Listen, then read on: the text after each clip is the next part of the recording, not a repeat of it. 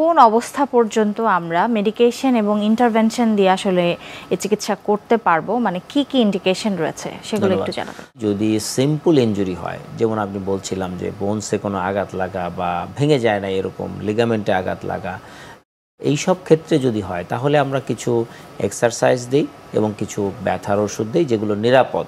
আচ্ছা, ব্যথার ওষুধের ক্ষেত্রে অনেকেই মনে করে যে না ব্যথার ওষুধ খেলেই মনে হয় কিডনি নষ্ট হয়েছে, ব্যাপারটা এরকম না। কিছু কিছু ক্ষেত্রে ব্যথার ওষুধ অল্প কিছুদিনের জন্য দেয়া যায়, বাট এটা দীর্ঘমেয়াদী খাওয়াটা যেমন খারাপ।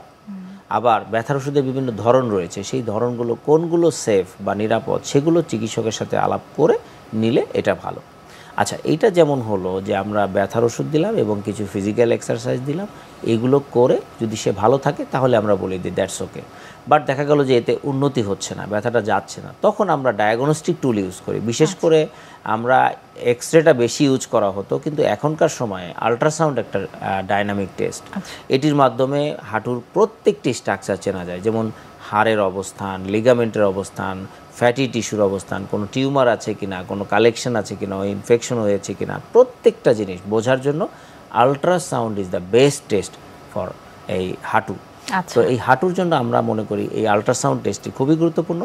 এর মাধ্যমে যখন আমরা চিহ্নিত করতে পারি যে এই জিনিসটার প্রবলেম হয়েছে, লিগামেন্টে ইনজুরি আছে অথবা তার ফ্লুইড কালেকশন আছে, জয়েন্টসটা বড় হয়ে গেছে, তখন আমরা সেখানে কি আসলে ফ্লুইড বের করতে হবে কিনা, বা কোনো টিউমার, বিশেষ করে আমরা পেছনে দেখি বেকার সিস্টেম একটা টিউমার থাকে যেটার কারণে হাঁটু ভাঁজ করা যায় না, তো সেটি কিন্তু বোঝার জন্য এক্সরেতে বোঝা যায় না, এটা আমার আল্ট্রাসাউন্ড প্রয়োজন রয়েছে।